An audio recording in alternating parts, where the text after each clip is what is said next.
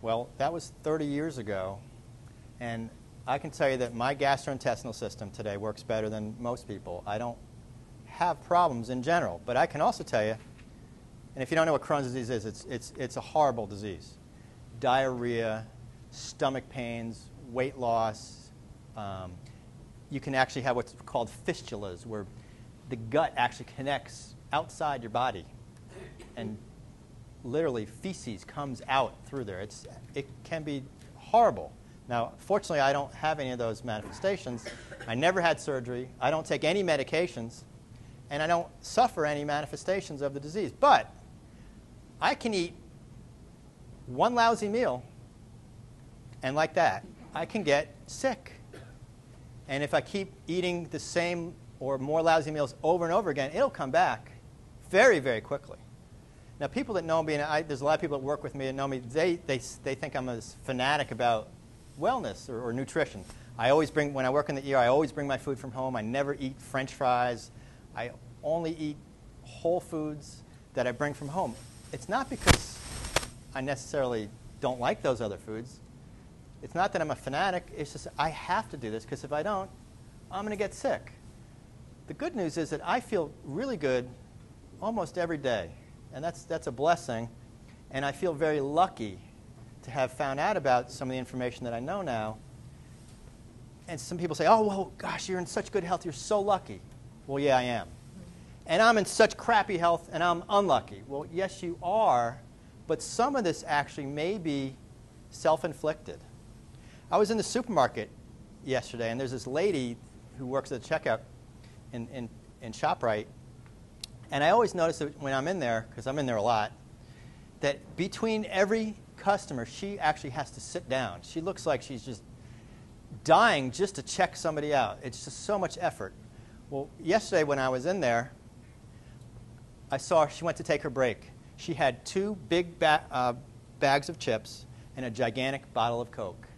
And I said, gee, what a shock. Now I know why she's so sick. It doesn't have to be that way. Now, you can reach the point of no return, okay? But you can also turn things around and make a huge difference.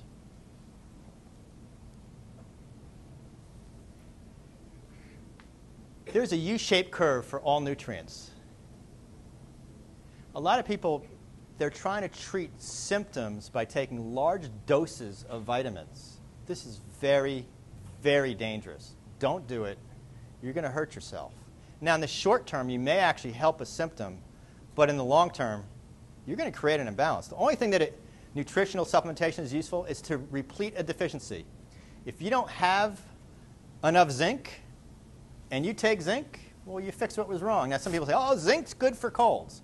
Well, let's do a study. Let's design a study. Let's take 100 people and give them zinc. Oh, some of them got better. Well, the people that got better probably had a zinc deficiency, because that's what zinc is good for, a zinc deficiency.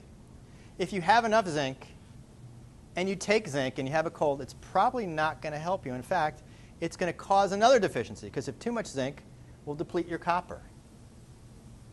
So there's all these notions out there about using megadose vitamins or megadose minerals. I definitely do not recommend these things. Supplements should be used to supplement your diet. The most important thing is to eat whole, real foods, just like the subjects of Dr. Price's book, Nutrition and Physical Degeneration. What is the U-shaped curve? Well, it means, well, at the low end here, too little of something is no good, and too much of something is no good. And this goes for anything, right? This happens to be tax rates and revenues. If the tax rate is 0, you're not going to collect any money. If the tax rate is 100%, well, people are going to stop working, and you will not collect any money. Somewhere in the middle, there's a optimal tax rate. I know that seems trite, but dopamine levels. Too little dopamine, and you end up with what's called Parkinson's disease. Too much dopamine, you end up being schizophrenic. Somewhere in the middle, there's an optimal level of dopamine. Too little energy, in other words, too little food, and you starve. Too much food, and you end up with all sorts of problems. Somewhere in the middle, there's an optimal amount for everything. This is what I call the Goldilocks principle. We've all heard of Goldilocks, of course, right? Goldilocks and the Three Bears. The soup was either too hot or too cold. The bed was too hard or too soft, yada, yada. Well, we need our soup to be just right for us to be healthy, and we will be balanced, and we will be well if that happens. If our soup is not right, if it's either too hot or too cold, or if the bed's too hard or too soft, we're going to have symptoms. And if those symptoms go on for a long enough time, eventually we could even develop a disease. So again, just saying the danger of megadose single nutrients, megadose nutrition in an attempt to create a pharmacological effect will cause imbalances and eventually new symptoms. Sometimes you can fool yourself and take something, Doc, yeah, this thing worked for a while, and then it stopped working. Well, it did what you wanted it to do, maybe. Be very careful.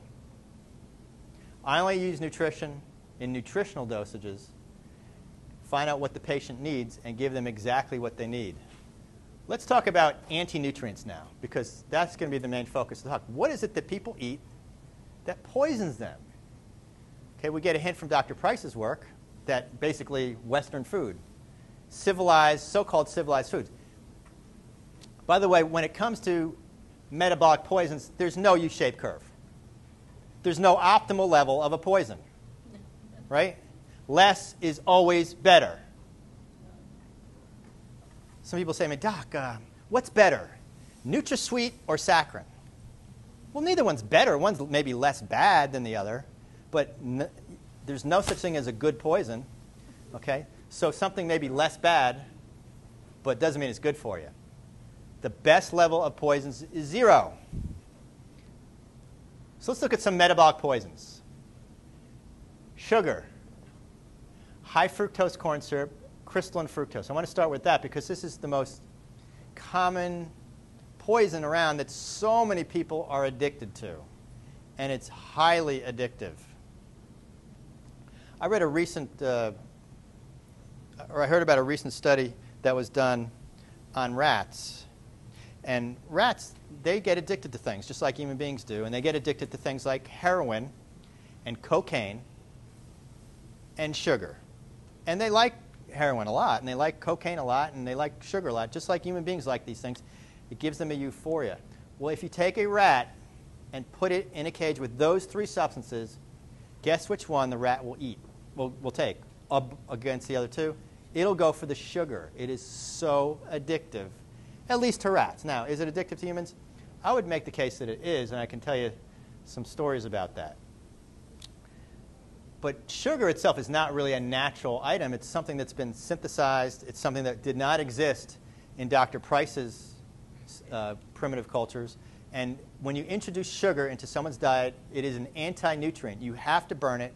You have to either burn it or store it. You can't do anything else with it. It's not good for building your muscle, repairing anything. You can't use it to make a hormone.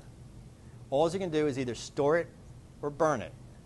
And when you do that, it takes other stuff. It actually sucks the minerals and vitamins out of your body. Every time you eat something with sugar, you actually lose vitamins and minerals. It's poisonous.